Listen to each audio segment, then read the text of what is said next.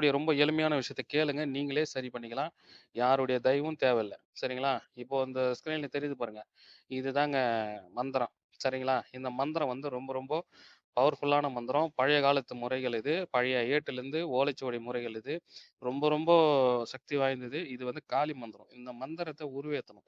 முதல்ல நீங்க என்ன பண்ணுங்க, ஒரு அமாவாசை அன்னைக்கு காலையில 1008 சாயங்காலம் 1008 நைட்டு ஒரு 7 மணிக்கு மேல ஒரு 1008 நல்லா உருவேத்தி முதல்ல இந்த மந்திரத்த சித்தி பண்ணி வச்சுக்கங்க. சரிங்களா?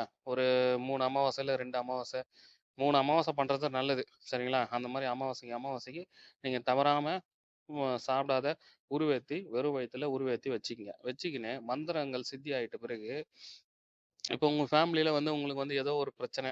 எனக்கு வந்து இந்த செய்வின பாதிப்பால கை, கால் வந்து வராத இருக்குது. எனக்கு இந்த செய்வின பிரச்சனையால ம தலைவலி வருது. உடல்ல ஏகப்பட்ட நோய் ஏதாச்சும் ஒரு நோய் வருது. டாக்டர் கிட்ட போனா கிளியர்